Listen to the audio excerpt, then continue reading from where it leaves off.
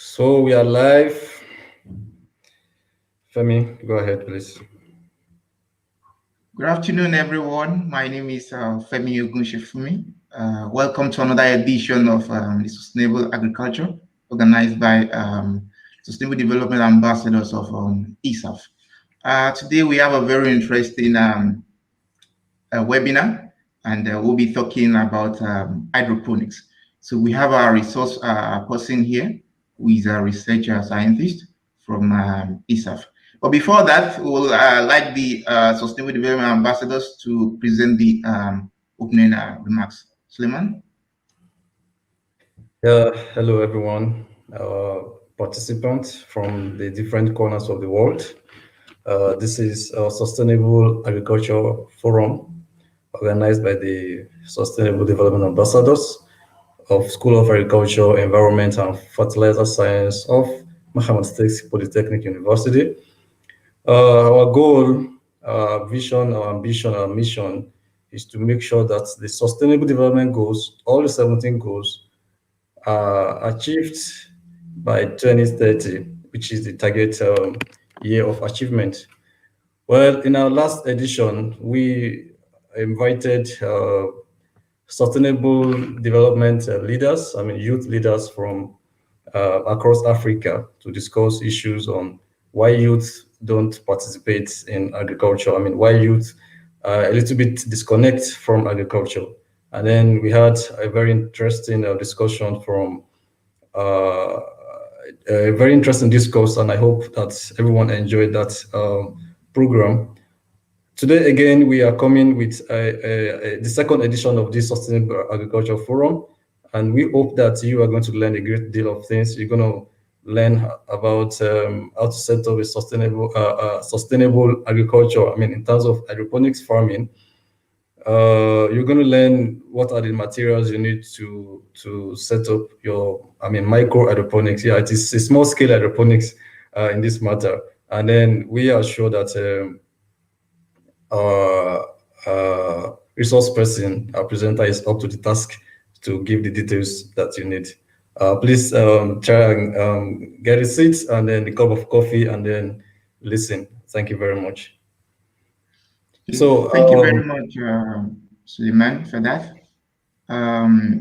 So now we'll go into the business of the day. We introduce our resource person.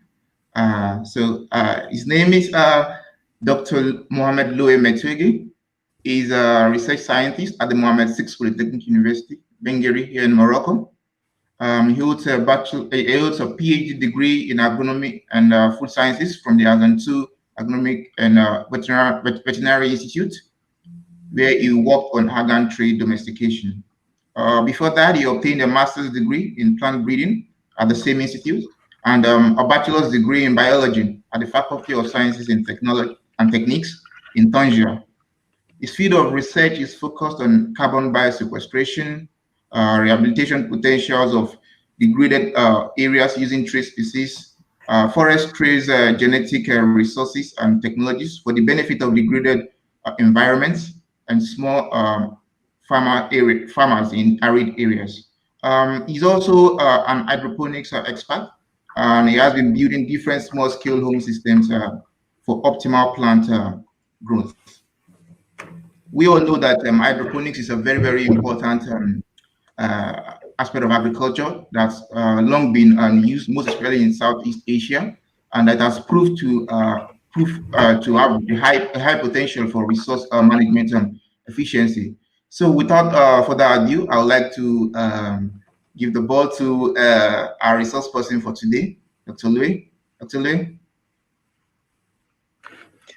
Okay, hello Femi, can you hear me? Please, before we move ahead, Pierre would have to share a little bit about food security and then the SDG goals that are linked to agriculture in Africa, just for 5 minutes, please. Let's go ahead. Okay.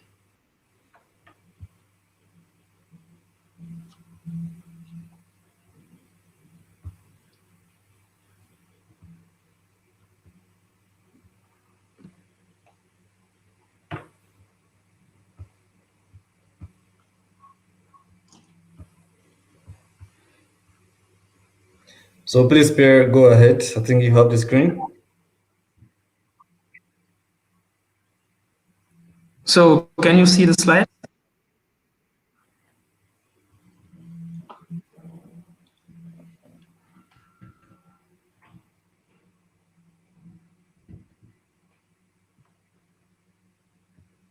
So can you hear me? Yes. Yes, we can. Please go ahead. Okay, thank you. It's a real pleasure for me to today talk about SDGs, sustainable development, but I want to start by giving a little bit short about UM60P, my university, uh, which is located in Benadir here in Morocco. And SDG, sustainable development, is part of the core activity of UM60P. Implemented a program called Sustainable Development Ambassador that I'm part of it, and Suleiman Bashir too. And we try to raise awareness about sustainable development and also promote some projects related to sustainable activities. And today I'm going to talk about 4 SDGs. We have 17 on the agenda 2030. But today I'm going to talk about 4 SDGs that are more to agriculture.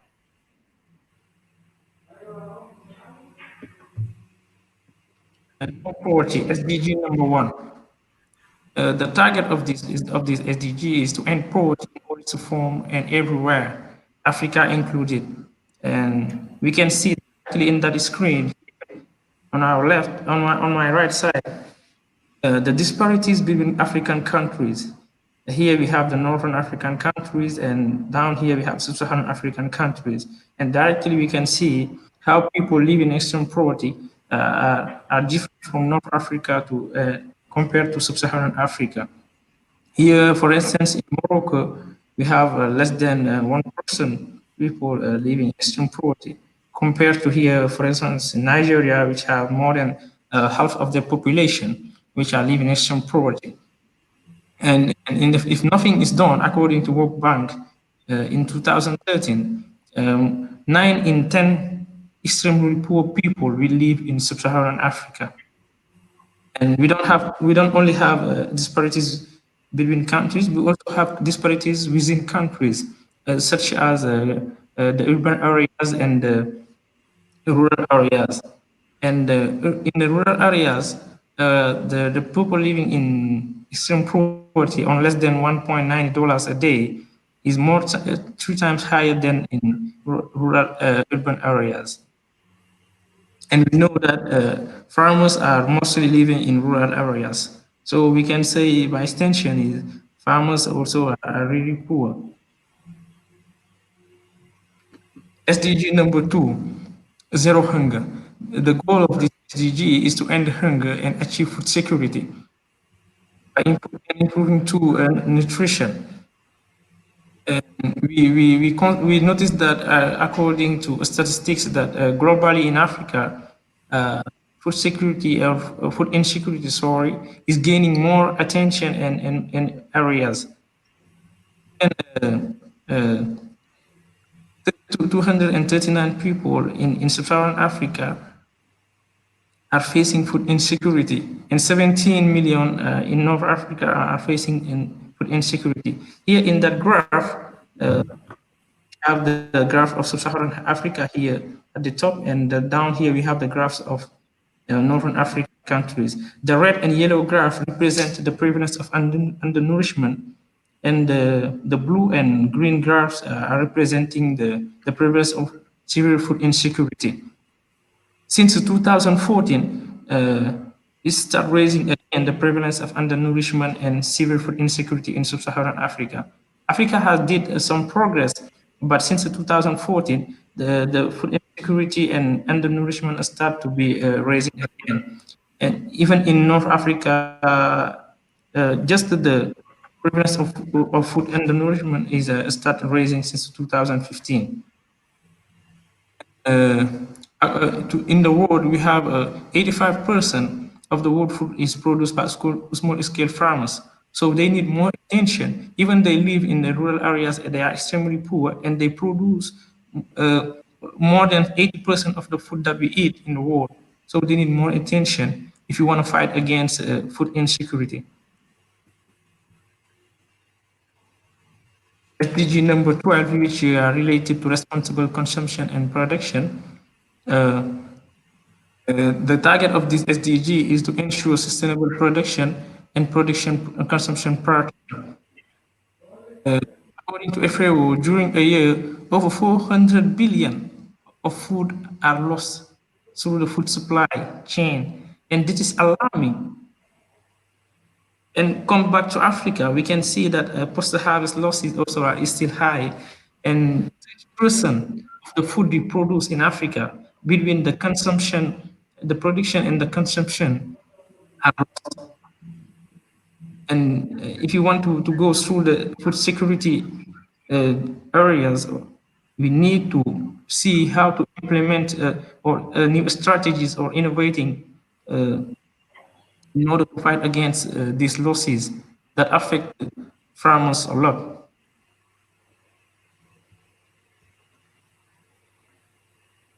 SDG number 15, life on land. We do not forget that we are living in an ecosystem. That ecosystem, we take benefit from that ecosystem, but we should also protect that ecosystem in order to promote sustainability and resilience in our community. We can have food or medicines from that ecosystem, and also we need to protect it in order to continue to benefit from that ecosystem. When we come back to the statistic, we see here that almost 100 million hectares of forests are lost from 2000 to 2020, and in Africa, according to Hunching and Chamirat, in Africa, more than 4.4 million hectares each year are lost. And one of the main drivers of forest loss in Africa are grazing and agricultural activities. So maybe hydroponics farming that our speaker is going to talk later is one of the solution to fight against forest loss. Yeah.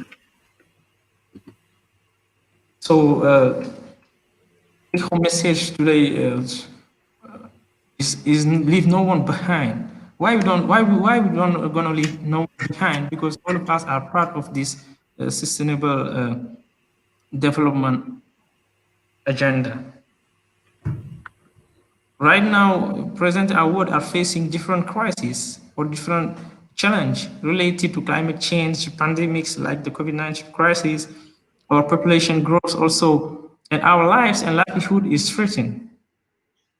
And from now, 10 years left to reach 2013, to reach the 17 goals and 139 targets. And until now, insufficient progress has been done related to SDGs and food and agriculture in Africa. If you want to go further, in Africa, we need united and coordinated actions. And there is still room to make in order to achieve or end poverty, eradicating hunger, and improving food security. Our responsibility is not only to meet our needs, and this should be done in a sustainable way, but also we should think for the next generation how they can also meet their own needs. And thank you very much for listening my presentation. Oh, thank you very much, Per, for that insightful presentation on sustainable development, sustainable agriculture, and sustainable food production systems, and the need for Africa to upskill these systems to be able to meet up with the SDG goals, and also to be able to have a very, very improved production systems. So now we'll go over to our resource person for today, who will be taking us through hydroponics as a tool in upscaling the production system in Africa. Dr. Louay, over to you.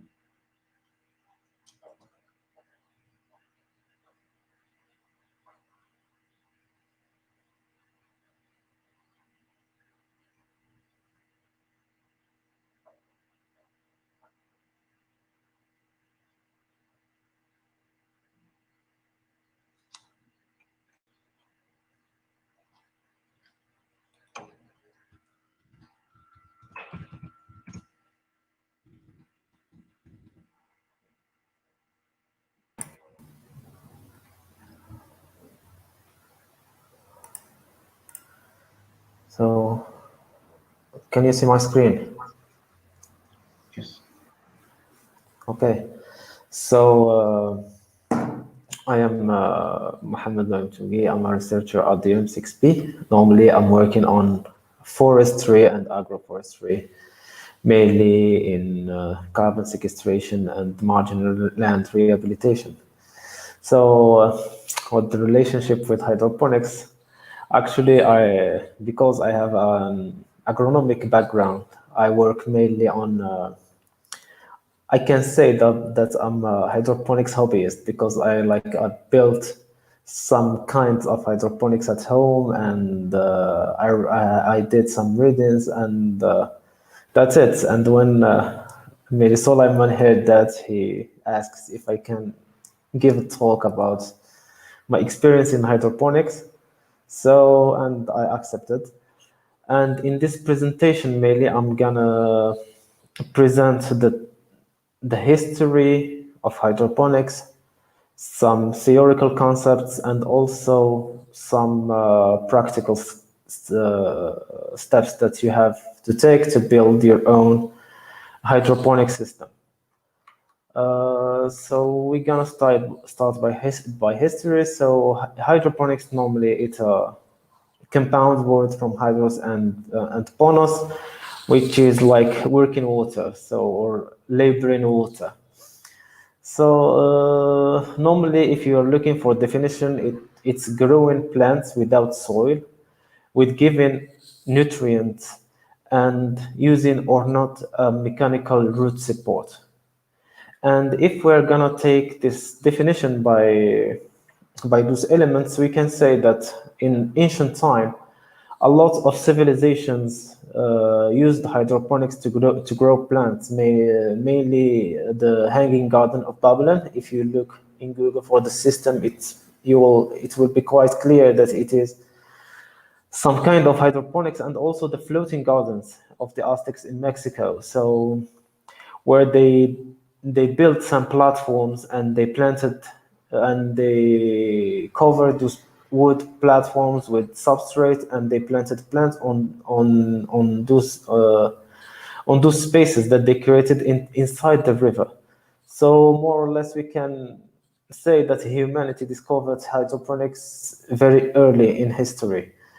But in recent history, so we can say that the discovery of hydroponics started in the 17th century, when the research started discovering the plant constituent, the plant needs, the physiology, and all those plant science development.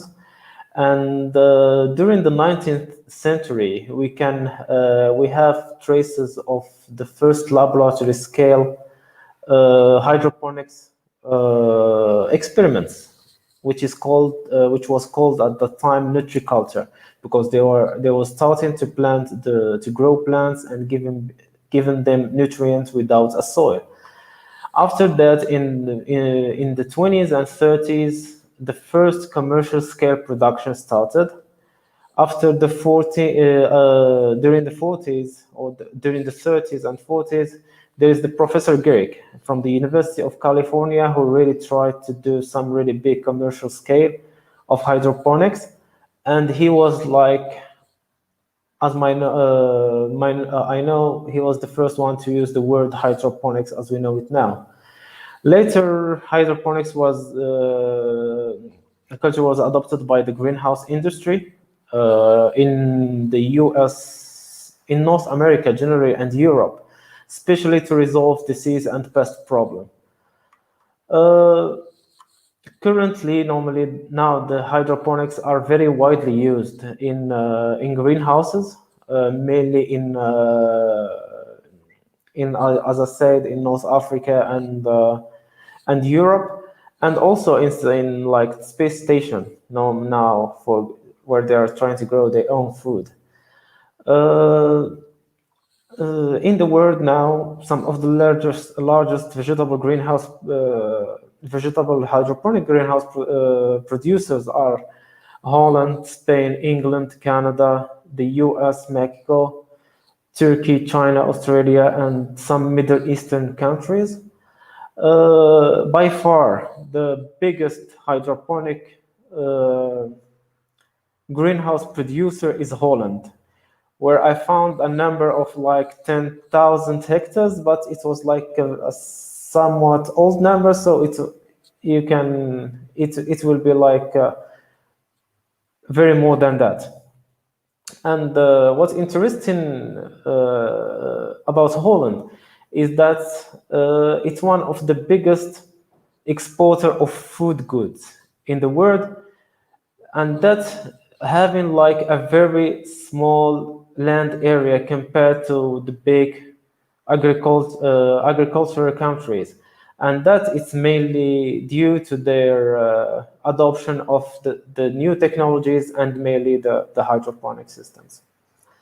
So what are the advantages of hydroponics?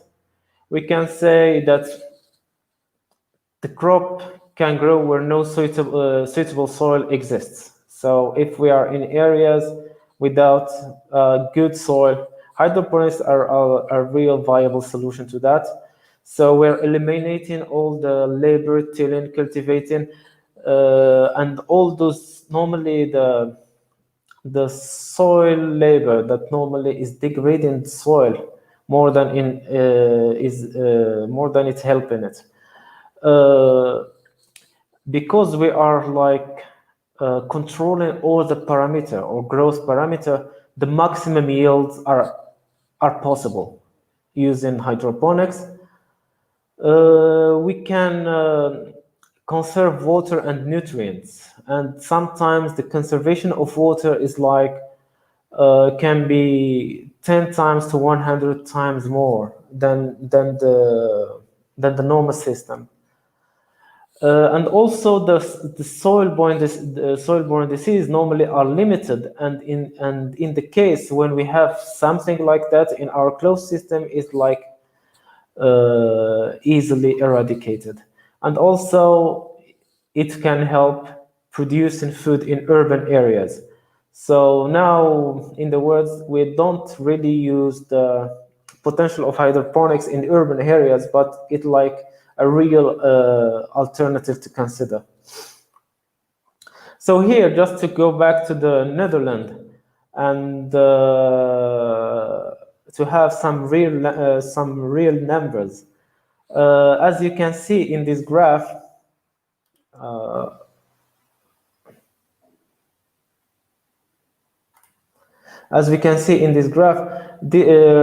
that I took from National Geographic, normally it's the yield per square mile, or I convert it to yield per hectare, and the yield per hectare of Netherlands is like 5 times to 8 times higher than the second more sustainable producer of tomatoes, which is Spain.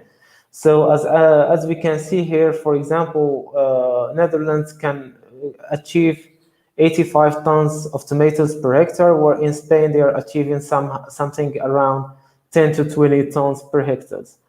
And also not only it's not only maximizing the yield per square meter or per hectare, but also the water consumption is very low compared to other systems. For example, here for tomato, so in Netherlands, to produce 1 kilogram of tomatoes, they are using something around 11 liter of water. The average water consumption of the world to produce 1 kilogram of tomatoes is something around 250 liters. So as you can see here, is something around 25 times more water to produce the same amount of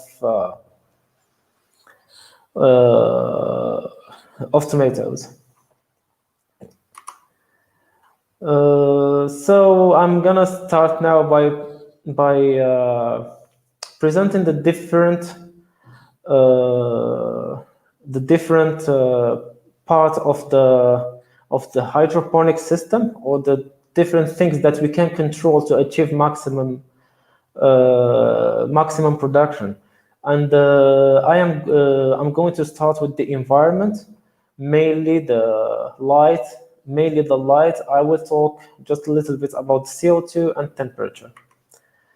So, as we all know, for plant growth, or the main source of energy for plants is light, or to perform the photosynthesis.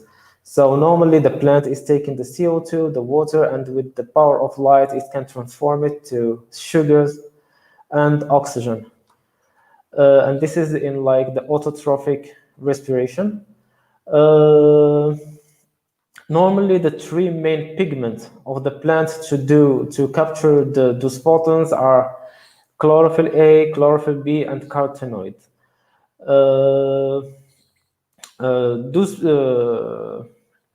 Those pigments normally absorbs the light around the blue light and the red light mainly, but also it absorbs a little bit of green light also. So normally we'll be to grow plants, we mainly working by using visible light, but we are not using the whole spectrum, but we are trying to maximize the use of blue and red spectrum.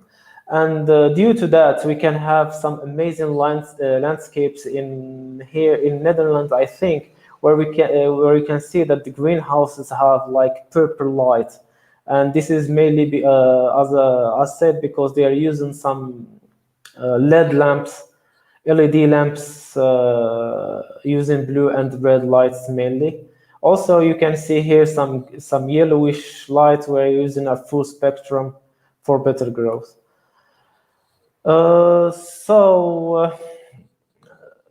For the light itself, we have two components. We have light quality and light quantity. So the light quality is the spectrum itself. So normally the two most important spectrum are the blues and the red. So the blues normally encourage vegetative growth, and the red encourages like the flowering and the fruiting regulation. Also, the green light have some importance because it controls stomata, phototropism, and photomorphogenic growth, but it has to work with the other lights. Sometimes we need the far red, especially for short day plants, and the ultraviolet, so from 10 nanometers to 400 nanometers. There's still some research going in this field. I don't think there is like some final answer about that, but there are some findings that says that the UV light can develop the plant color, the plant taste, and aromas. So mainly for aromatic and medicinal plants, the use of UVs can be somehow important.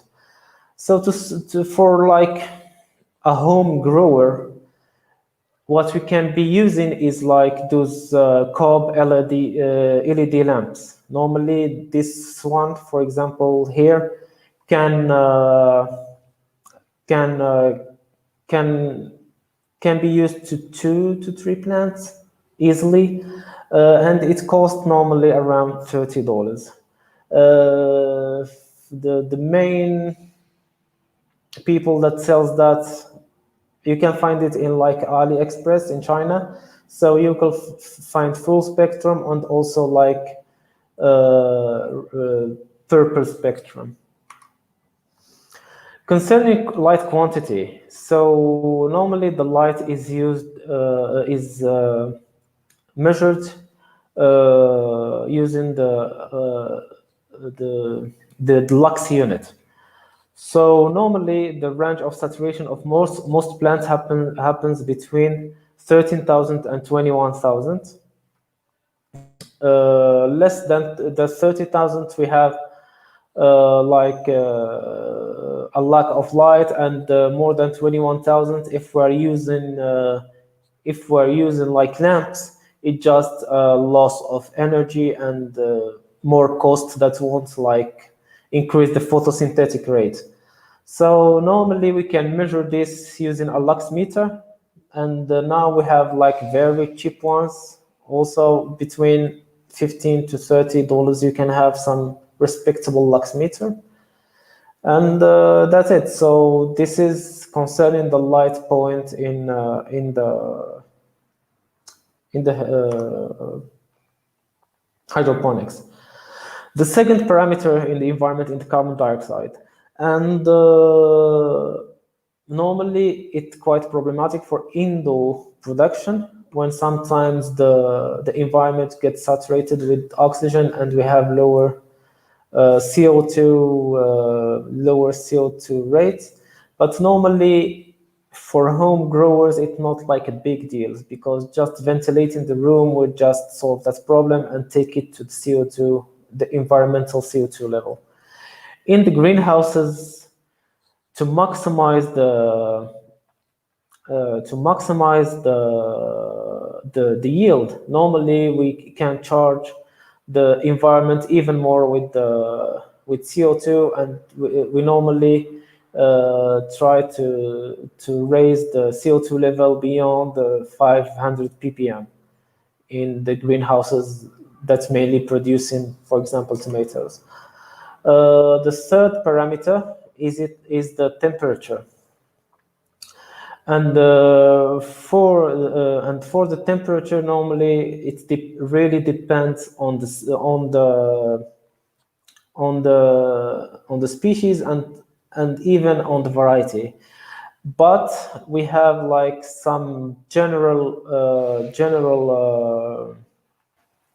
rule that we can work with. So we have like two types normally of crops. We have the cool season crop and the warm season crop, like the winter crops and the spring crops. So mainly the cool season crop are all the leafy greens, and the warm season and all the fruit crops. So for the cool season, normally we are trying to keep the night temperature around 15 degrees and the day temperature around 22 degrees. And for warm season crops, we can go like more or less, we can use like 3 to 5 degrees more than cool season. And the problem with temperature is always we have to keep it in a maximal limit of 30 degrees, because most plants will start closing their stomata when we have like higher temperature, and which will cause that the plant will like take less carbon dioxide, which will affect the photosynthetic rate, and which will affect the growth. So in indoors hydroponics, we always want to maintain a temperature using ventilation or using air conditioners or something like that. So the second most important thing for hydroponics is the nutrients. And for the nutrients, to keep it simple, if you are not used like to work with nutrients, to keep it simple, we have 6 macronutrients and 8 micronutrients. So in the micronutrient, there are like primary one and secondary ones. The primary ones are the NPK or nitrogen, phosphorus, potassium. The secondary are the magnesium, sulfur, and calcium. And the micronutrients are manganese, iron, nickel, copper, zinc, molybdenum, boron, and chlorine. Sometimes we may need more than that. For example, we can need silicon and selenium, but it's really dependent on the plant. So for all plants, we will need at least those elements, those 14 elements. So why do we need them? So each one has like a specific role to play in the plant. For nitrogen, for example, it is like important for protein production in nucleic acids and for chlorophyll. The phosphorus is mainly used in respiration, cellular division, and for energy. So it's the main component of ATP and ADP. The potassium is involved in most of enzymes activation. So and all the, as you can see here, all the nutrients has the essential nutrients have some roles. So for example, calcium can have a role in the cell walls and membranes. There are some components that play a role in chlorophyll and enzymes. There are some other elements that just involve to activate another element. So for example, the boron is involved in the calcium ion use, so and so on. So normally to group all those elements in one nutrient solution is quite problematic. And the first question that we have is, how much will we use of each element? So this question has been explored by many researchers, and there are like various standard nutrient solution. When I say standard, like there are researchers that try to have a nutrient solution for all the plants. So there is like the Holland solution that was developed in 1933, the Steiner solution in 1961, and the Boy solution in 1966. And there's like many others, like we can see here in this table. So for example, and here I just try to copy from a book, like a small part of the nutrient need developed by each researcher, and this is just half a page. So you can imagine how many mediums you can find. But in general, if you are like just going to just start using one of those guidelines.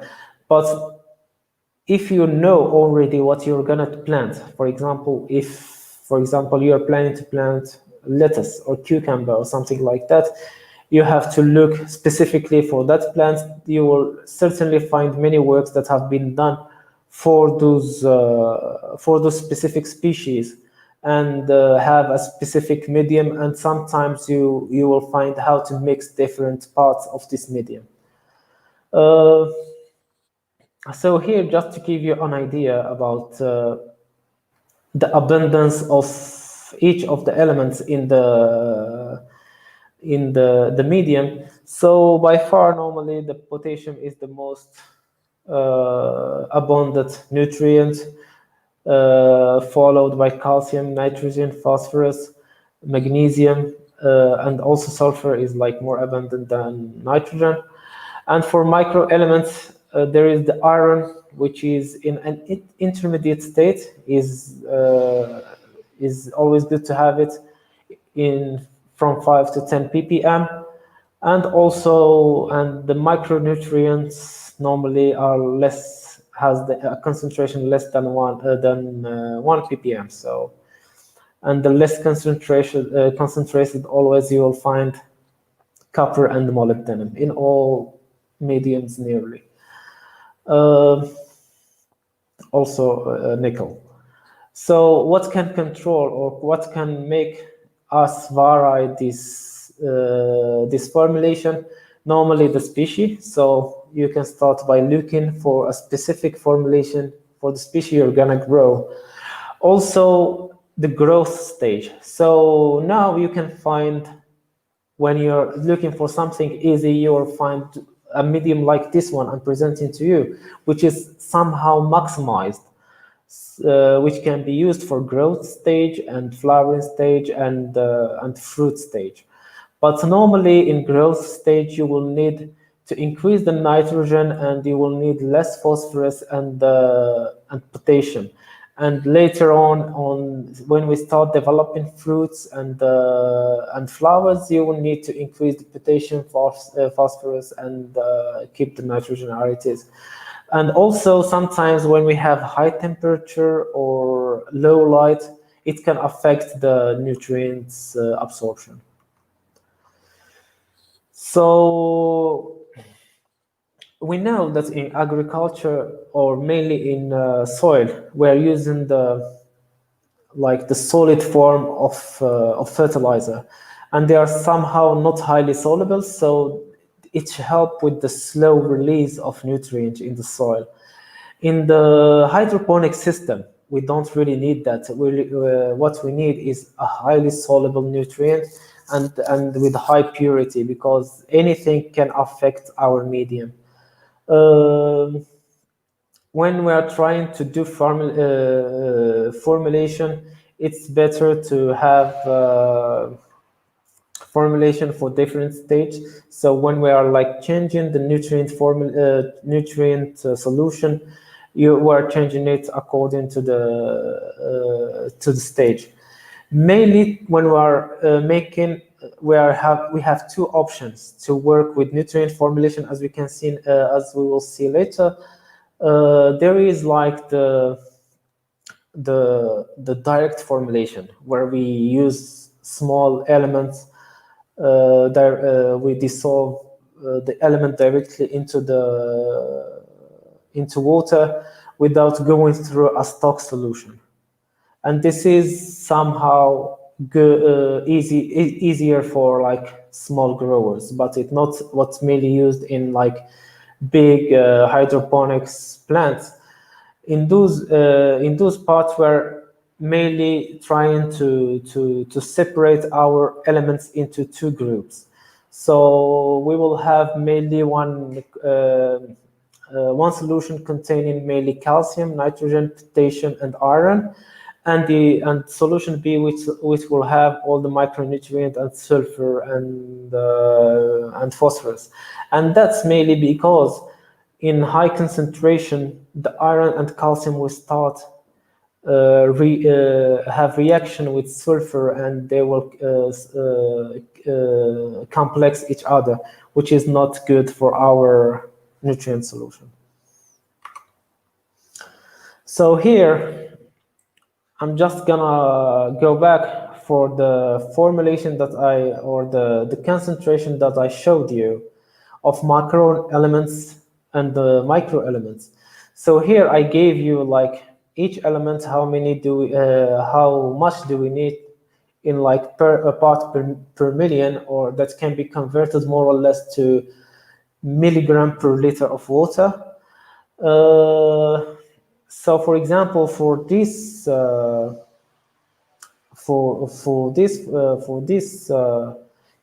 medium, we can achieve it through this formulation.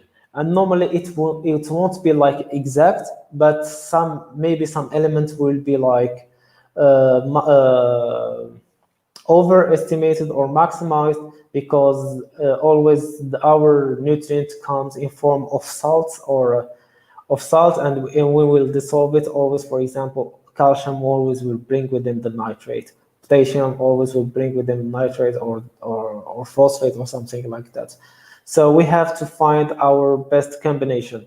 Mainly if you are just a hobbyist, you will find a lot of books or just formulas ready to use.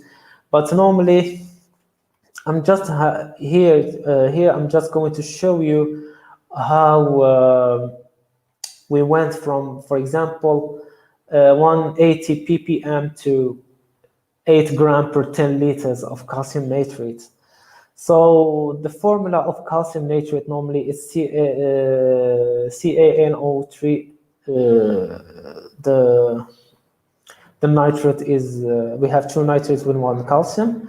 So the molecular weight of this molecule is 164 unit.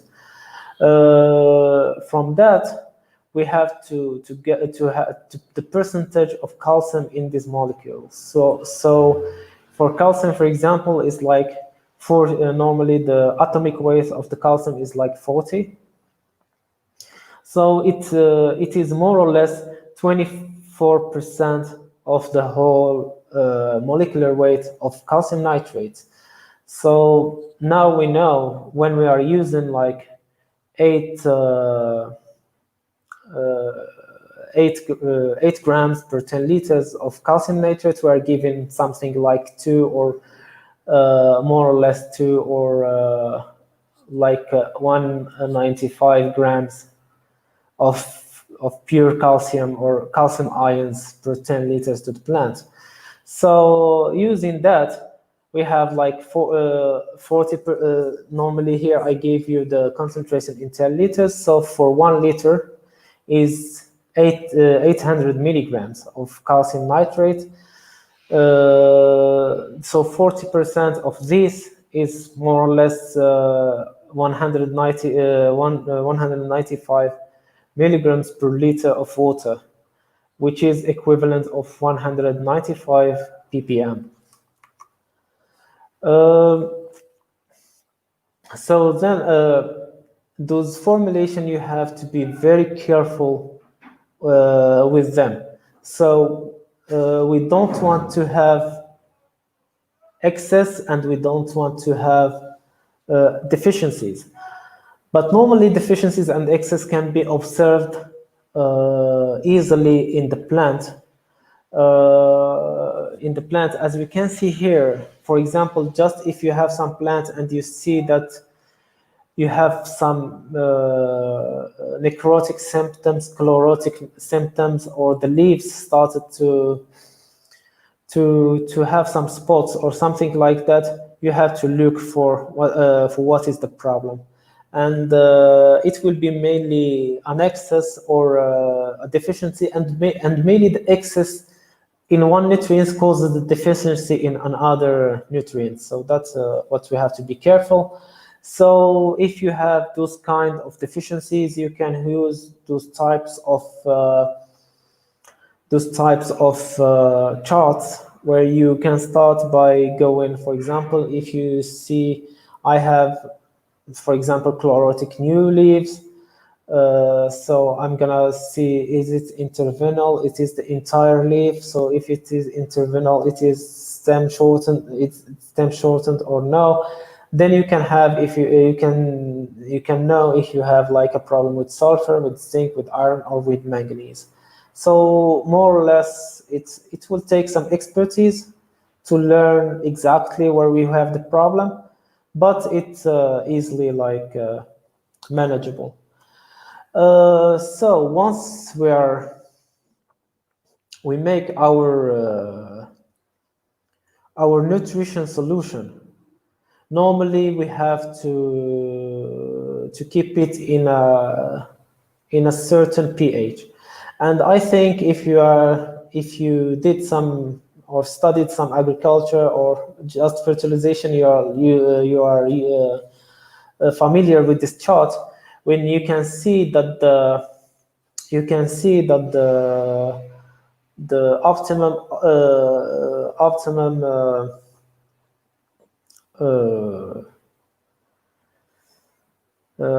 optimum use of the nutrients happens mainly between 6 and 6.5 of pH. So it's like a slightly acidic pH, but this is like in general. For example, for some plants, you will in the hydroponics, for some plants you need to have like slightly more acidic medium, like for lettuce, which is known to grow better in like around 5.5 of pH. And for example, tomato will grow better at 6 and a pH of 6.5. And we always have to be very careful about the pH, because, for example, because I'm somehow familiar with tomatoes, if you go from 6.5 to 7, you can lose up to 25% of your yield just with 0.5 a 0.5 pH. So in those cases, you have always to have, if you are planning to have to build a hydroponic system at home, you have to buy a pH meter, and preferably a pH meter with EC meter and TDS meter.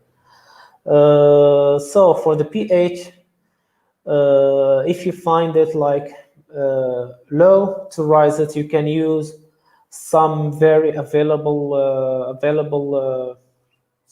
chemicals like sodium bicarbonate or baking soda. And if you have like very high pH, you can lower it using just acetic acid, like alcohol, vinegar, or citric acid.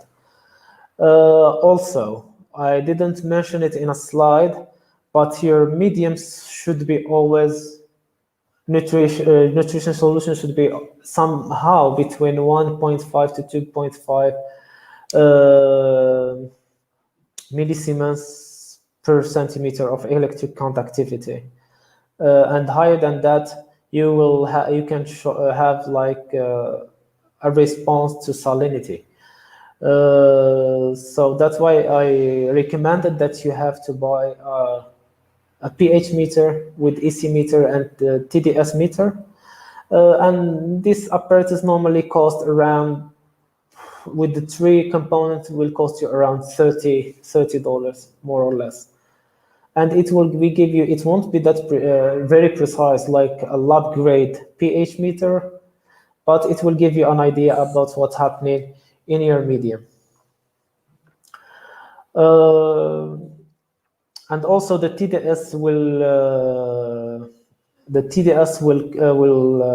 measure the total dissolved compounds in your medium, and preferably you don't want to have more than 1,500 ppm in general, all the total dissolved compounds in your water. So here just I'm gonna talk about, as I told you before, when do we need to alter our nutrient solution. So we will need to alter it with different plant stage growth. So a vegetative state nutrient solution is not the same as fruiting stage nutrient solution. If we have some change in environment condition, like light intensity and the duration of temperature. For example, if you are doing some hydroponics outside, you are not using lamp, you have some increase in temperature, this will affect your the nutrient absorption, and you have sometimes to increase the concentration. Depending also on the frequency of application, we're going back to the plant stress condition. The pH somehow can play a role plays an important role in nutrient absorption. We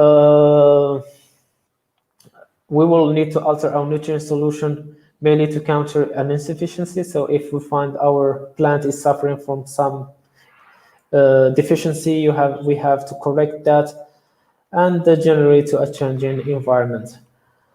If you want to keep it simple, so this is like the whole scientist thing, or for those or people who are normally having fun growing plants. But if you just want to keep things simple, you can just look for ready-to-use hydroponic nutrient solution, and you can find them really ready in a lot of stores, and you just follow the direction in those bottles. So you will have the dilutions, the mixings, and all those things to be used. Other than the nutrients itself, in the hydroponic system, normally, not always, but we can use some solid substrate, or well, normally the root system will develop. So normally the main characteristic of the substrate is to keep let the plant get the water, get the oxygen, and get the nutrients. So to let the plant having this, we have to look for the structure. If the if the medium is very fine or coarse, because in finer structure normally will hold the water, which will not keep good oxygenation in the root system, and also can play a role in keeping nutrients also. That's why we have to be careful to use like very fine mediums. For the composition, mainly we will have to use inert substances, because if we're using something like, for example, let's say we're using calcareous rocks. Calcareous rocks will react with our nutrient solution, and we will have later some deficiencies or something like that. That's why we always need to have inert medium.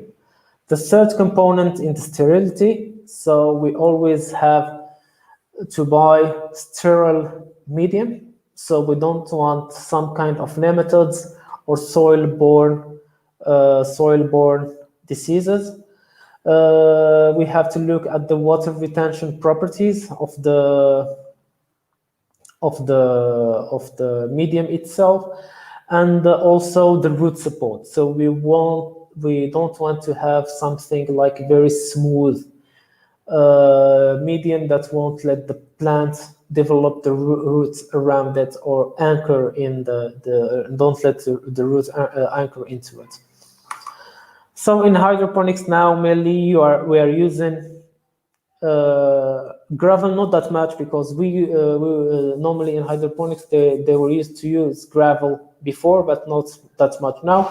We are using pebbles, which is like a kind of clay, inflated clay that has been treated to be used in hydroponics. We can use simply sand, we can use peat, we can use vermiculite or perlite. Also, we can use the cocoa coir, as we can see here, or the rock wool. The rock wool is mainly used for its water retention properties, also the cocoa coir, but mainly for the first stages of the plant. Also, the medium, we will choose the medium depending on the species and also on the system we're using. As I'm gonna show you later that a table where we have different plants, crops, and which is the preferable system and medium to use for them. So now I'm gonna start talking about the hydroponic system itself. So we saw the environment, we talked about the nutrition, the substrate, and now the system itself. So the system itself, I'm gonna start with something very simple. So this system, which is called a Nursery Trace hydroponic, is also a somehow hydroponic system, and you can start like developing that at your kitchen anytime, and it will get you somehow used to use nutrient solution and all that. So it's a very simple system. Normally it uses 2 trays. You have a first or the lower impermeable tray without holes, where you will keep your nutrient solution. The upper tray, which normally contain holes, it's the tray where you will be planting your seeds, and this system is mainly used to develop germs or some condiments like I don't know, mint or oregano or something like that. So mainly in this upper tray, we want just to use perlite or vermiculite, because we have already available soil downside, and we want to, or if we want a little bit more water retention, we can add some peat to the vermiculite or the perlite. The second system I'm gonna show you is a system which is more what you can imagine as a hydroponic system. So in this system is a very simple design. It's also used to develop small plants, not like fruit plants like tomatoes or cucumbers or something like that, but like plants like leafy greens, salads, and all that. So it's a very simple design. We have you can even develop it using just a bottle. So you have like two parts. You have a nutrient solution reservoir and a growing medium. It's more or less like the previous one, where we have also two parts, but they are somehow separated. So in the reservoir, normally we will be keeping our nutrient solution, and in our upper pot or series of pots, or we can also use a plug tray. We will be plugging or using some wicks that will be connecting the nutrient solution to the pots or the pot's growing medium. Normally, in those wicks should be some cotton or nylon ropes, as you can see here, mainly, and in this medium, mainly we use a mixture of perlite and vermiculite. So as you can see here, you have the down, the lower pots and the upper pots, and you can innovate as much as you can in this system. It's very simple. You can try it very easily to grow some simple crops. Here, I'm just gonna show you the manual system. The manual system, here we are starting to look more into the circulating nutrient system. And here we have like a tray where we have our growing medium and the plants themselves. But we are connecting this tray to a nutrient solution bucket, and this nutrient solution bucket normally will be used for irrigation and draining at the same time. So we will have our solution here. We will take the bucket to the higher level than the growing tray to irrigate our plant, and then we will take manually the bucket to a lower level than the plant. So we can drain all the excessive nutrient solution. And in this system, well, it's quite difficult to keep like things good, because you have to manually each time move the bucket, and you have to do that like 6 times a day, 3 to 6 times a day, depending on the species and depending on the growth medium used. For example, if it will retain the water or not. Here we are going to a more elaborate hydroponic system, or like a more usual one, because if you are looking in Google, for example, hydroponic system, you are probably gonna find something like that. And this system can be used at small scale as well as large scale. For example, here in low scale, they are using like a plastic container, and in large scale, normally we were using styrofoams with a lot of plants that will be floating on water in a very large scale. And the system mainly is used for leafy greens also, because till now, if we are using like vine crops or fruit crops, which have a very developed root system, they will have a lack of oxygenation as they grow. So to build this system, normally we need a plastic storage bin. As we can see here, you can find it in any like general utility store. You will have to drill holes in the lid, as we can see here, and then you have to place the net pots. The net pots they are normally sold like that. They are specific for hydroponics, and you can find them on the internet easily. We will need also the rock wool as a supporting substrate. So as you can see here, we have these net pots and we have the rock wool. And inside the rock wool, normally we are putting our seed, and normally it will germinate and develop into the water. Also, to keep the water moving, it's mandatory to keep the water oxygenation and to prevent like all sorts of bad pathogen development. We will have to use like aquarium air pump with the earth tone. As we can see here, this one are like just aquarium ones which are very cheap. So this system, you can make it easily also. It's a little bit more complicated than the wick system. You can start experimenting with the wick system, and then you can go to this one. Here we are going to some more professional one, and this one is used to grow like big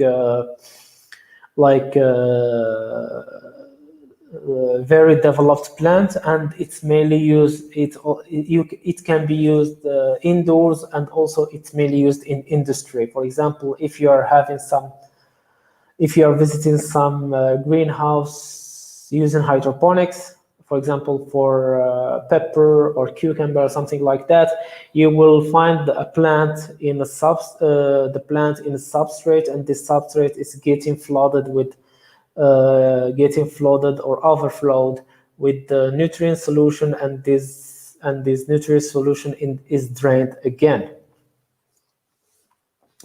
So this system consists of growing of two pots, like the other ones. We have, or we can say also maybe 3 pots. So as I told you, we have a reservoir where we are putting all our nutrient solution.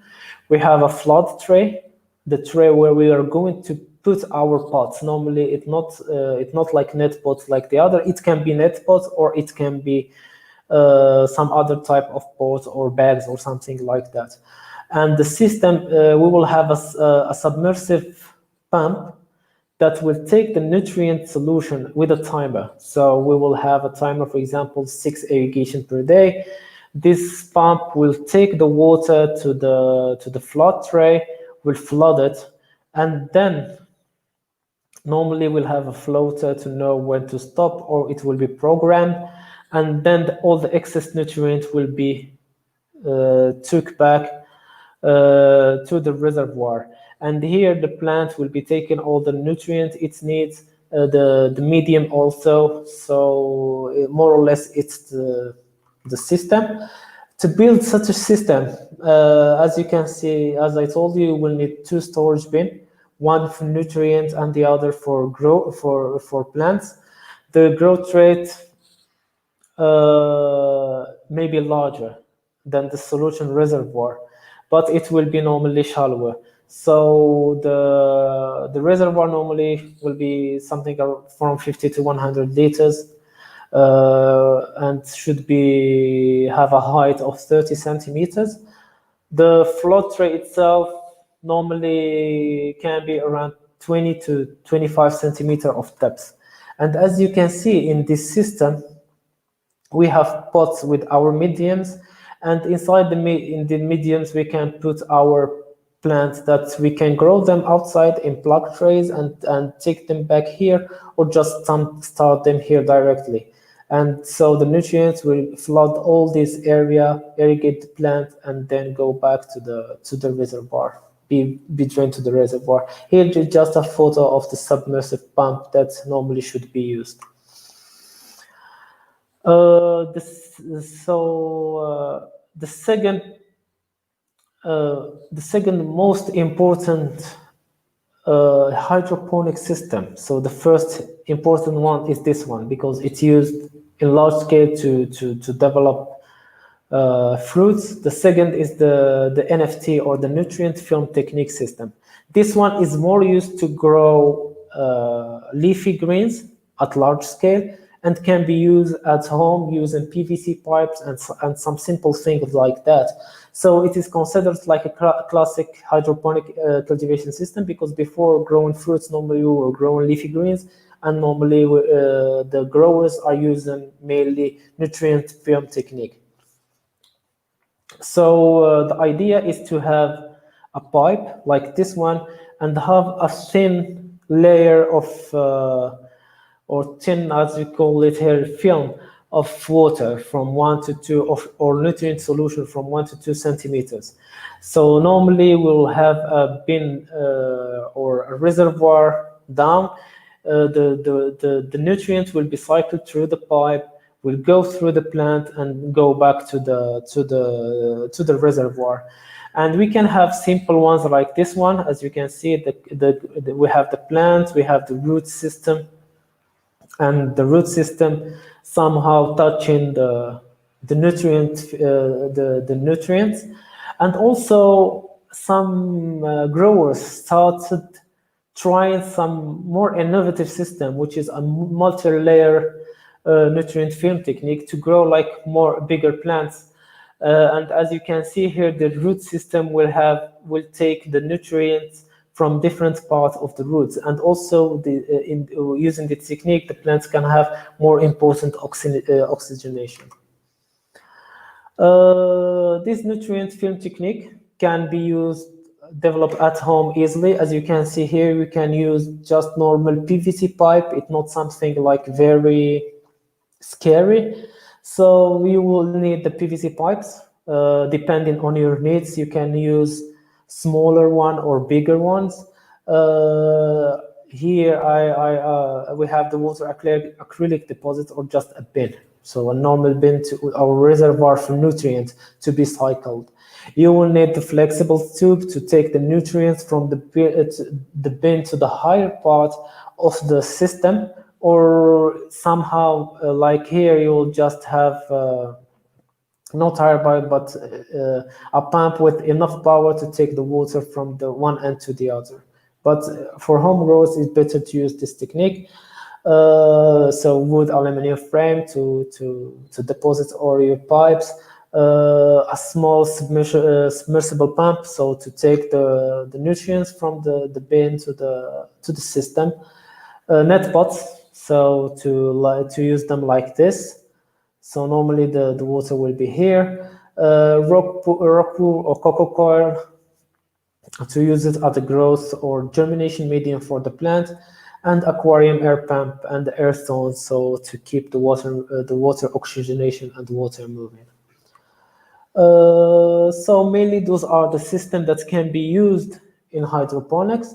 Here I'm just going to show you some other interesting systems. They are more complicated and they need like more expertise, like the drip irrigation system. So it's just a normal system, and instead of piping the nutrient directly or flooding like the flood system, the growing trays were going to use drippers and give the nutrients directly to the plants. There is the aeroponic system. The aeroponic system is, instead of having the plant touching the water, we'll have like the foggers or mist nozzles. So the water pump will pump the nutrients through a fogger, which will this fog or mist will be used to fertilize and irrigate the plant. Also, we have some more innovative systems like the vertical systems. Normally, this type of systems are quite difficult to build. Normally, they are built using PVC pipes, but normally they are just bought ready, so you can buy them directly from stores. All the system can be bought as a kit for home growers, but those ones are specially bought for home growers ready. So normally the system is just simple. It takes the water from the bottom to the top of the system, and then the water will be flowing down around the roots of the plants. So here we're going back to which system and which substrate will we use for each plant.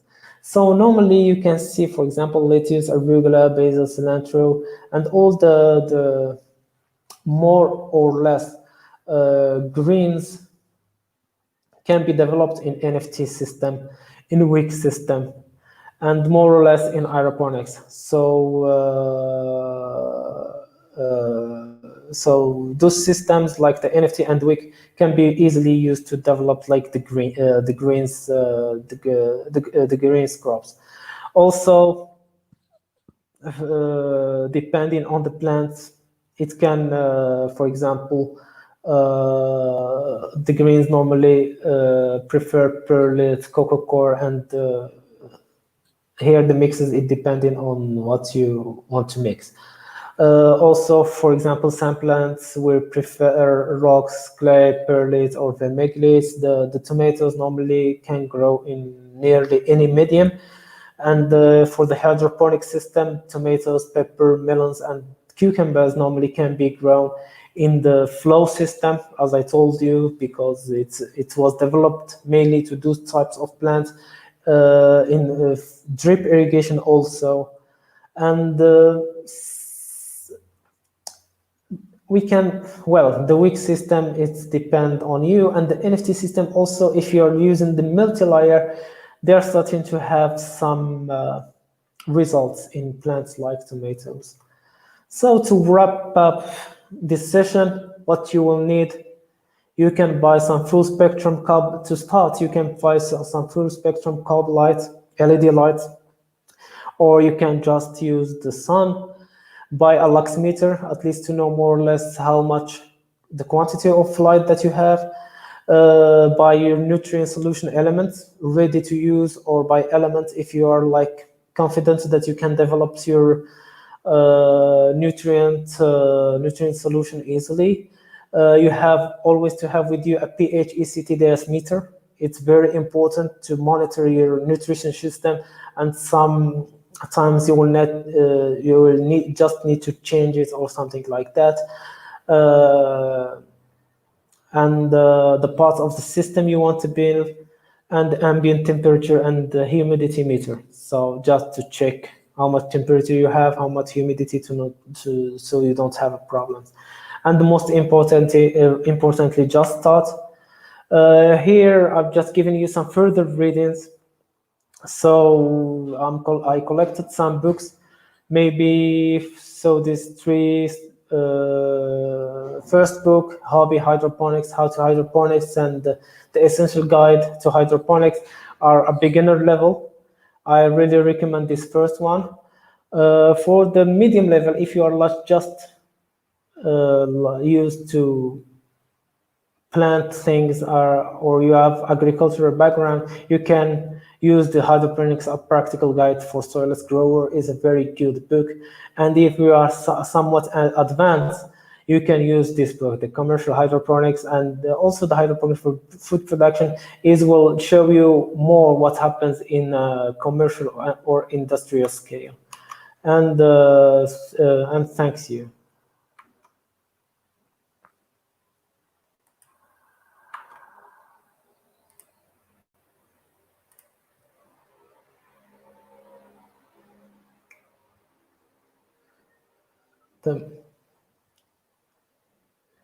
Give me the mic.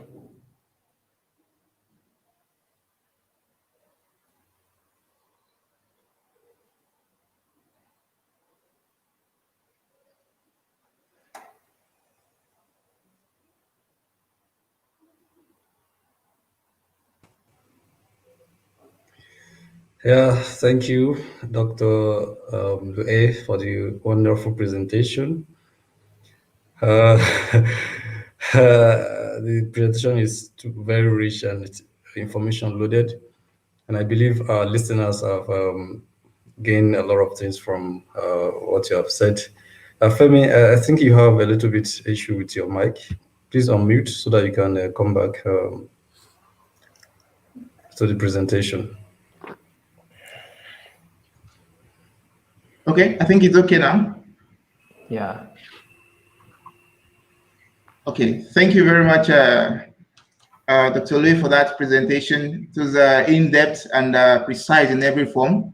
And you highlighted the history, the challenges, the advantages, the benefits, and various production systems for hydroponics for home farming. So thank you so much. Now we'll move on to the questions for today.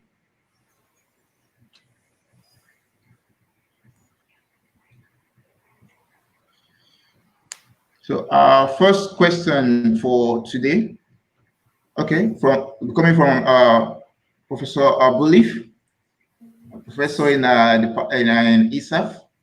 He says, thank you very much, Dr. METOUGUI, for sharing your knowledge. How can we implement these important ways of farming in the Rehama and Bengeri areas for more local food production? Normally, I think it could be implemented easily. The problem here in this region is in contrary, for example, Netherlands or the northern parts of North America, where they have a cold problem and they are normally heating. In the Rehama region, we have the contrary. We have a lot of heat, and to do that, we will have, so in the winter, to grow crops in winter, I think it could be feasible.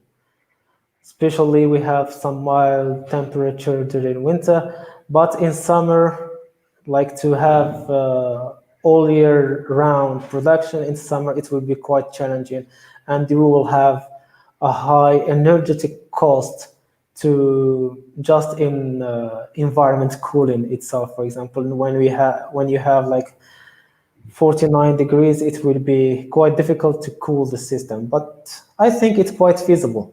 And I think we should try it at least for a small scale and see how we can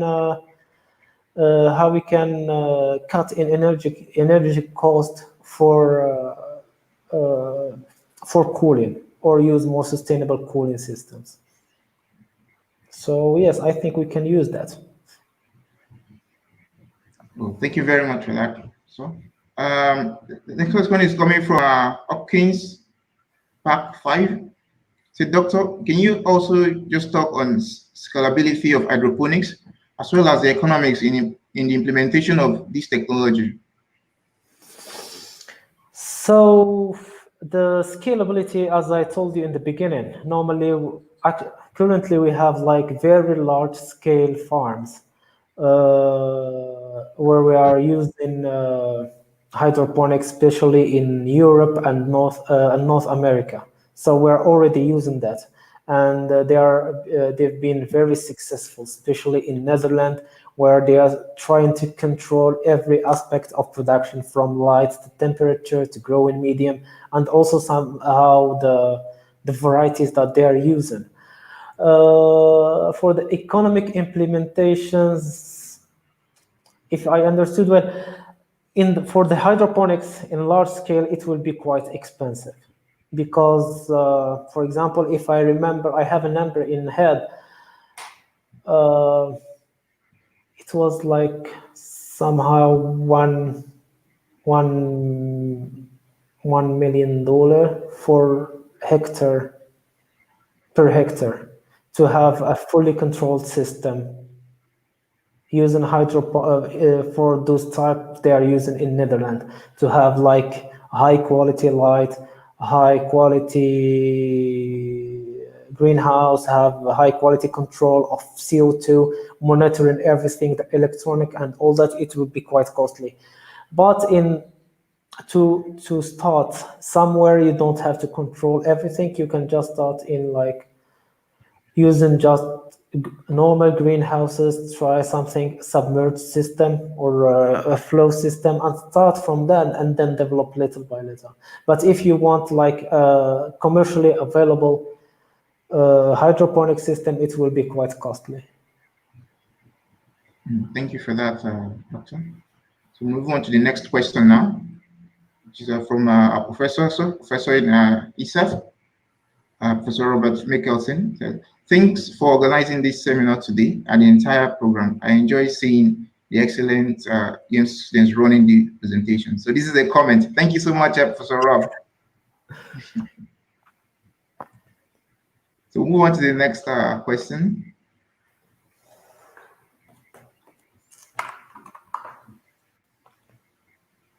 Okay, this is a question from Victor Gustavo, and said about the precipitation of phosphorus in solution with calcium and iron, for example. How do we reduce this problem in hydroponics? Well, normally we have just to control the pH and also in the choosing the sources of our nutrients. As I told you before, this precipitation problem will happen with time. So normally we will just, if we have like a very concentration solution, it will happen. So normally, if we are like home growers, we just dissolve everything in small quantities in our solution, and normally we won't have this problem. It will happen with time. We will change our nutrient solution. In large scale, normally we have like stock solution separated, and after that we try to inject the solution separately in water. So we won't have like those chemical reaction directly of fertilizer directly with themselves. So that's what I think. And maybe someone more specialized in fertilizer can answer this question more specifically, but more or less that's what I know. So, yeah. Thank you very much, Doctor, for that. So we'll move on to the next question from Salma Maib. Says, hello everyone. I have the impression that I am in a real agricultural show discovering the practical steps to make to small-scale hydroponics farming. Very satisfied to attend this webinar. Thank you very much, Salma, for joining us today for the webinar. Thank you.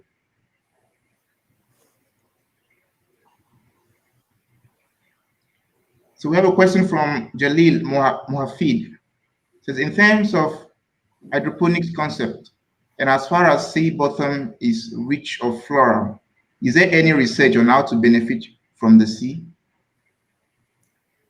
To my knowledge, no, but maybe there is some, you can look in the internet, but personally I have no idea if someone is working with hydroponics in the sea. Mainly the one use of the sea that I know is that it's used for cooling the hydroponic system. So normally in like the desert, for example, I think in the Emirates, I think they are normally using the water, they are desalining the water, using for hydroponics. The water goes first in pipes to cool the whole system, and then it's going to irrigate the system, and then it goes back to the recycled and cooled with the sea water. So it's just the use of water as a cooler, but the use of the sea, I don't think so. I don't know, so I have no idea. Okay, thank you for that. The next question is coming from Aminat Asal. Says, thank you to ISAF and SDG ambassadors, also to Dr. METOUGUI. Do you think that African rural farmers can implement this type of cropping systems regarding the technical aspects of hydroponics? I think so, because normally it, as I showed you now, there are like a lot of very simple systems.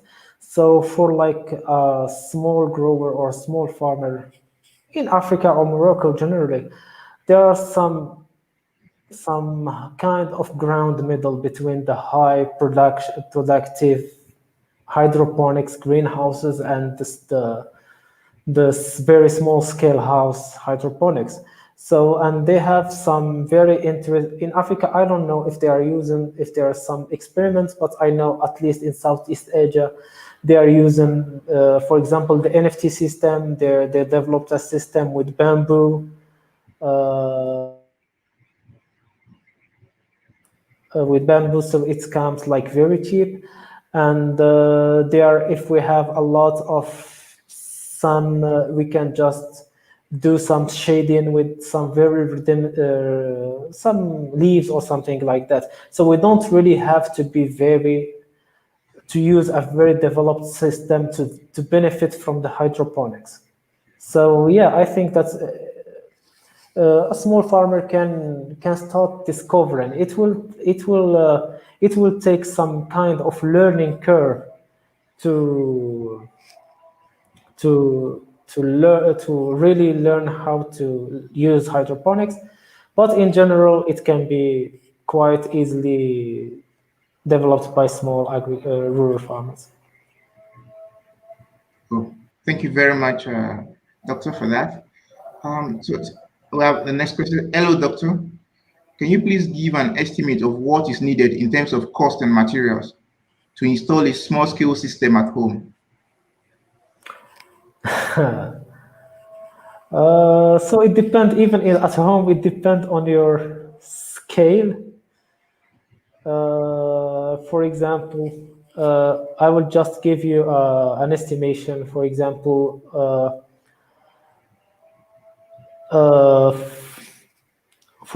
just take the NFT, the pipe itself would just cost a couple to $5, something like that.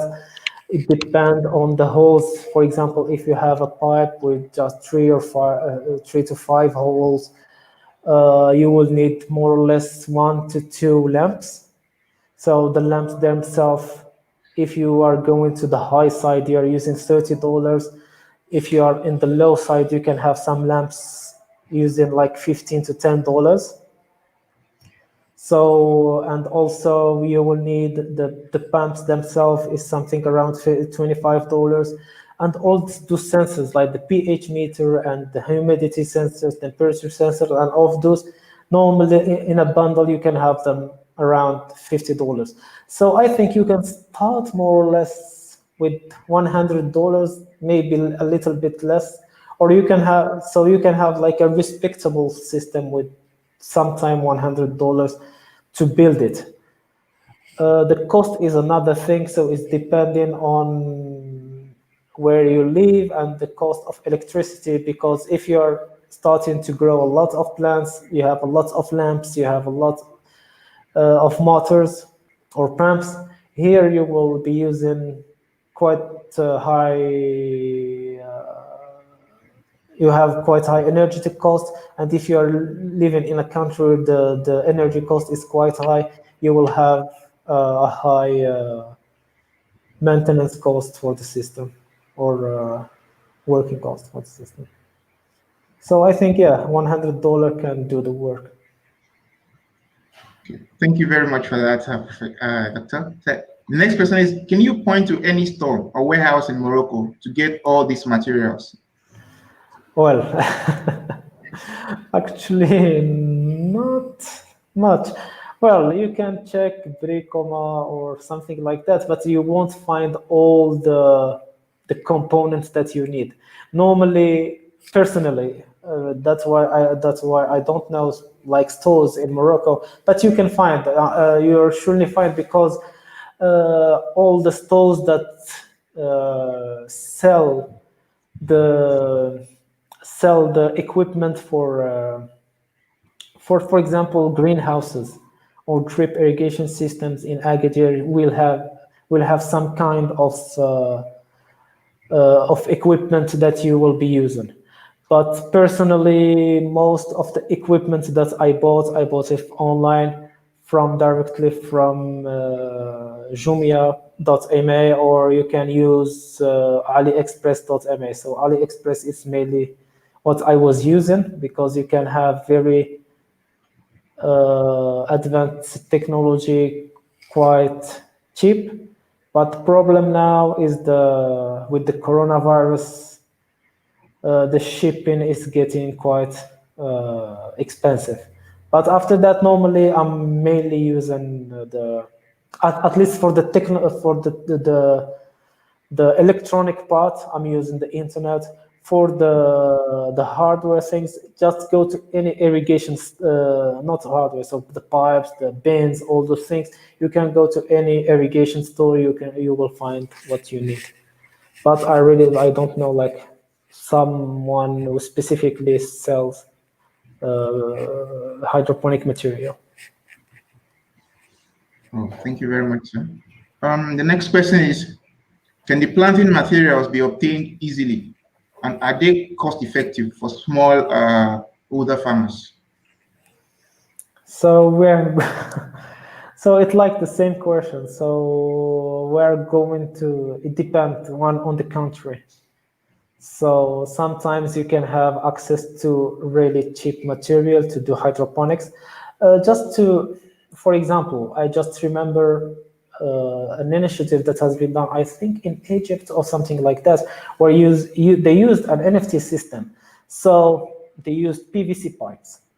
PVC pipes are quite available in every country because they are used to take water from just in your house. You are using PVC pipes. The net pots normally, I don't know if I have something just like this one, but if you don't have access to this one, I bought them from China. But if you don't have access to this one, normally you can use just plastic water glass or goblets. You can use them. You can just have some holes in them and use them directly into those PVC pipes. Also, if you don't really have access to the rock, the wool rock or the peat moss or something like that, just use regular sand. You can use the sawdust also, for example, from wood. It can be used also. So there are like very cheap alternative, at least to have like a cheap system that can deliver at least some good outputs in terms of yield. Thank you very much for that first. The next question is there any link between hydroponics and greenhouse farming? So it's nearly not all the greenhouse farmers are hydroponics, but nearly all the hydroponics are grown in greenhouse farming, because since you're manipulating the nutrients and the nutrient concentration, the medium, the light, and all those things, it's better to use it in greenhouse rather than outside. So mainly they're like normally they are separate, but as I told you, now in a commercial scale or like a very high yielding hydroponic systems, they are using a greenhouse. They are using greenhouses farming or technologies for those systems. Thank you very much, Doctor. Next question is, can bamboo pipes replace PVC pipes? Yes, absolutely. This is the short answer. They are using that in as I told you before, in Southeast Asia. So you just have to find bamboo pipes with a good diameter. That's all. Thank you, Doctor. So we have a question from Christopher Aboyed G. It says, good job, the presenter. How economical is hydroponics farming? Well, this is a very broad question. So, economic in terms of what? So, if we are talking in terms of nutrients, waters, inputs, they are all you'll be using way less than the normal system. Also, if you compare it with the normal farming, we'll be using less labor, you'll be using less a lot of things. But the problem with hydroponics is always if you want to have like a highly productive system or a highly commercial hydroponic farm, the initial investment will be very high compared to just a normal greenhouse farming or normal farming. So that's why it's quite difficult. You won't find it a lot in like Africa or Asia or something like that, because like the first investment is very, very high. In small scale or medium scale, you can use normal plastic greenhouses with very recycle some material, but then you won't achieve those very high yields of when like those high-tech greenhouses. So here you have some compromises. Personally, I don't have like details, cost, and all those things, but for the economics of the hydroponics themselves, but they are like less costly to run, but more costly to build. And this is the general rule. And also in terms of all the nutrients, the water, and for example, treatment, disease, and all that, the input is very, very lower than the normal system. So that's why we say that it's more sustainable, at least in terms of water. In terms of carbon, it's another thing, because here we are using, in the beginning, at least before using the LEDs and somehow other technologies, we were using a lot of energy. And this is used a lot of electricity, which converts to a lot of carbon equivalent or CO2 equivalent. Now we're having more sustainable systems. So yeah, I hope I covered more or less what economical I understand with economical. Thank you very much, Doctor, for that. So we'll move on to the next question from El Johari Nabil. It says, good morning, everybody. My question is about root diseases. Does the hydroponic system present more risk about this kind of diseases? Normally, no. The general risk. The problem with hydroponics is that you have normally, for example, in-house or even commercially, you will have several plants connected with the same system.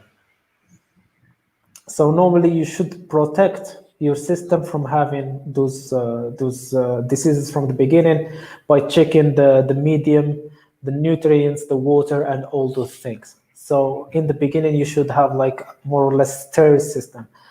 But in the case of if we have like diseases, normally it will spread easily because we have a connected system using the same water and using the same more or less medium. So in that case, yes, the risk of spreading is higher than normal agriculture, but the risk of having the disease at the beginning is way lower. More than that, also, even in the spreading, also the treatment in the treatment in the hydroponic system, normally it's easy because you can just add your treatments to the nutrition system, and it will like try to treat all your plant at the same time. So the flow of the treatment is easier with hydroponic system than normal system. So yeah, more or less those are. So less risk in general, more risk of spreading, and easier treatment. Thank you very much, Doctor, for that. We have a question from Mujupe Okunlola. She said, how do we control water-based microorganisms? So well, I'm gonna start with the house or the home small scale. Normally we are using just because well, if we don't have, I will go back again to the soil-borne diseases. we won't have a problem. The second problem is if we have still water, and still water will start developing like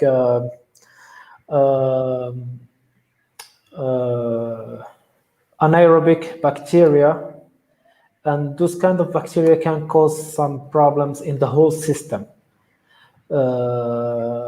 especially in the nutrient solution. And to solve that, mainly that's why we are using the air pump in the beginning.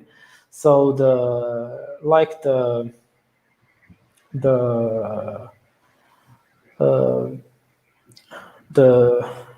aquarium air pump. So normally it will oxygenate the water and it will also move the water.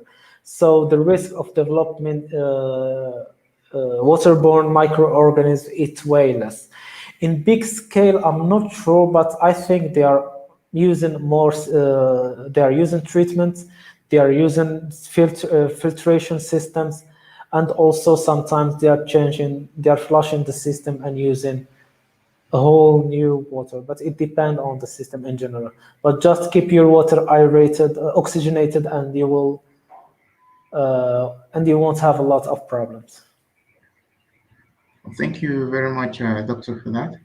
So we'll move on to next question from Babaka Laman Puye. So that's it. Earlier, I heard you talk about agroforestry system. Now, how would it be possible since woody plants have a deep rooting system? I think he's talking about hydroponics in terms of planting trees. I don't think. I'm not sure if there is like a hydroponic system for trees, but no, to my knowledge, there is no hydroponic system, or at least not experimental hydroponic system for trees. So I didn't say that, but normally, to my knowledge, there is no woody plant hydroponic system. Thank you for that. So we'll move on to the next question from Omnia Energy. Yes, thank you very much, Mr. METOUGUI, for the presentation. I would like to ask you about the products needed for the nutrient solution. Where can we buy them in Morocco or in Bengary? I think from fertilizer stores. So first you have to look, or it depends on the medium that you want to nutrition solution that you want to make. So normally you have some, as I showed you, you have some concentration. You will see the salt that you will be using. If you have something medium scale, you will be developing or having two separate tanks for solution A and solution B. For those specific salts or fertilizers, mainly you can find them in any agricultural stores. In Bengary, it will be quite difficult to find that, but for example, in Agadir or in Marrakesh, you will find them easily, because other than hydroponics, those systems are used in fertigation. Because even in, for example, greenhouse tomatoes in Morocco, they are using fertigation system, and they are using like a highly soluble fertilizers, and you can use those to develop your own nutrition solution. So sometimes you can find some nutrition solution in the internet or in a book. You can't find old salt, but you can always look for an alternative. At least you will find all the nutrients in Morocco in one form or another, and then you have to look how you can make your stock nutrition solution from those available nutrients. But at least the 14 needed nutrients for hydroponics, you will find them easily in Morocco. Thank you very much, Doctor. There's a question from Yunus Alawi. Says, how can we convince farmers to adopt this way of farming since they have been using traditional ways for years? It's quite difficult to convince the farmers to use just sustainable ways of conventional farming, like no tilling or something like that. So to switch for hydroponics, I'm not sure how to do that, but at least for a farmer, I think if we can build some small to medium scale. I'm talking now to about small farmers. If we can develop some small to medium scale hydroponic system that can have a good yield, and we can have a demonstration station to show him, look, this is working, the farmer will adopt that.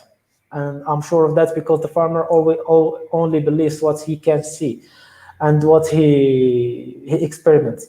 For big farmers, I think they know the system. I know a lot. They have the big farmers. Sometimes they are even engineers on all that, and they are always visiting farms in Netherlands or Spain or all those parts, and normally they saw the system. And I think here, for example, in Morocco, why we aren't developing like the hydroponic system, especially some, for example, if we think of Agadir in Morocco, we're using drip irrigation system. Yes, it is using less water to grow tomatoes than the world average, but we are living in an area where we have very limited access to water. So the hydroponic system would be like very useful in these areas.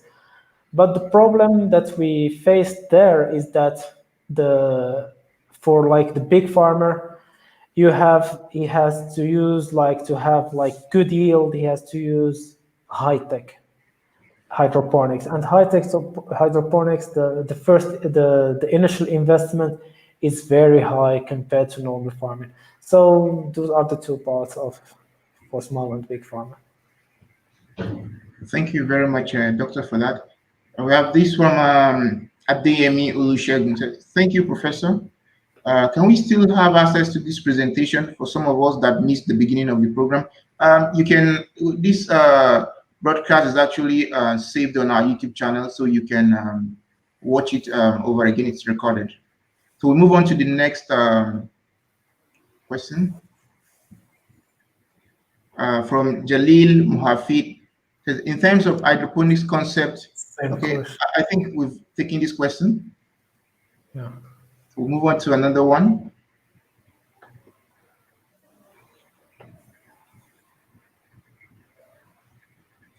So now I said, apart from setting up the farm, are there any special technicalities required if we want to scale up to large-scale production? Well, I don't know what you mean by setting up the farm and technicalities. So, if you want to scale up the hydroponics to a high scale, to a very large scale, you have to think of it as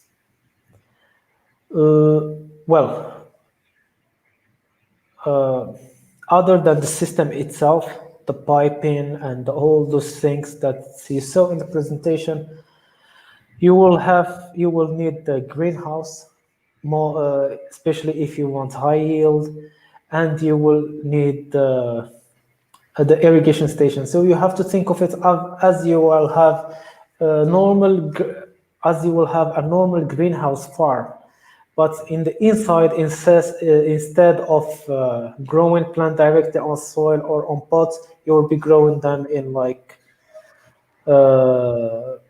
hydroponic setups.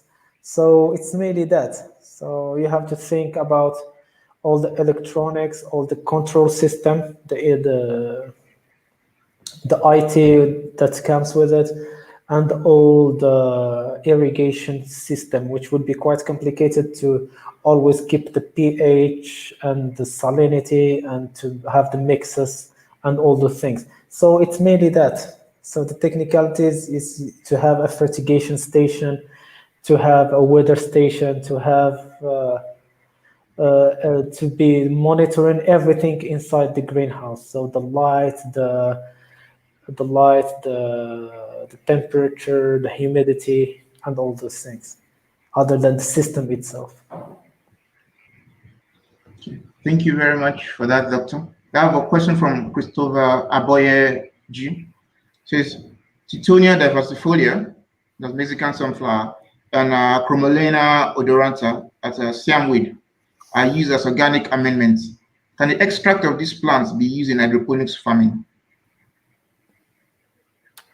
I can't answer directly to this question because I don't know the plant, but you can at least, as I know, sometimes they can use for example, I know that the extract of the compost or the compost tea or something like that is used in the hydroponics. So yes, in principle, you can use all kind of organic amendments, extracts directly for the hydroponics, but it depends also on because the problem with organic amendments, especially compost and all those things, is the microorganism and all the problems that come with them. So it is possible, but it's not widely used. So this is how I can answer. But you can look more in internet. I think you will find some interesting things. Thank you for that, Doctor. So we move on to the next question.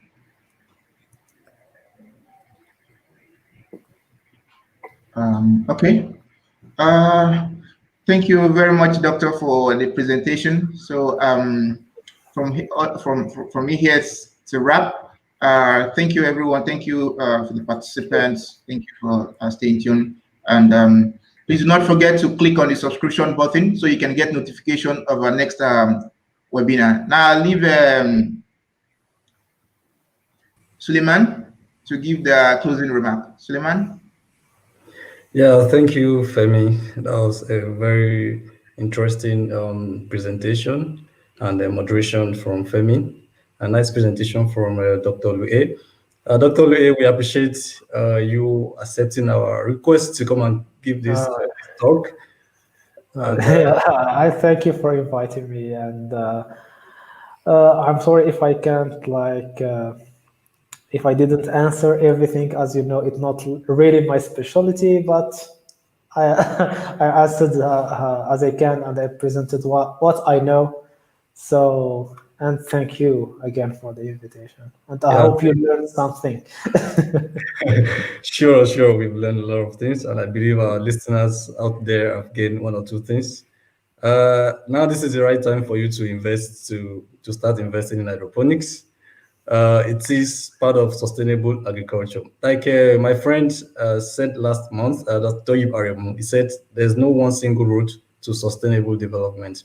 So we have to just make sure that we put all hands on deck and make sure that we adopt all the practices that would lead us to achieving the sustainable development goals, especially as we are concerned, zero hunger, zero poverty, better life on land, and responsible production and consumption.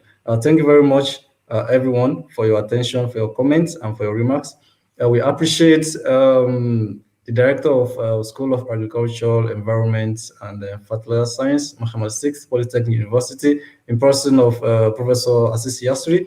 We appreciate Professor Bulif Mohamed for his support. We thank Professor Rob Mikkelsen, and then we appreciate everyone who has contributed in one way or the other to this event. We thank our digital expert, Osama Al-Kasimi. It's really very wonderful. Thank you. I thank my co-ambassador, Pascal Dien, and also I appreciate Mr. Femin, also an ambassador and also the moderator of the event. Thank you very much. See you next time.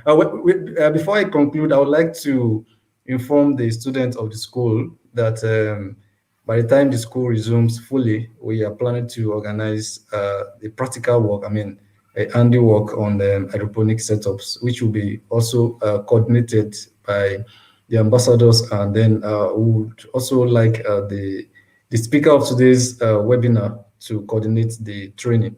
So I will let you know when this is going to happen, and then I thank you all for your time. See you next time. Bye-bye. Bye.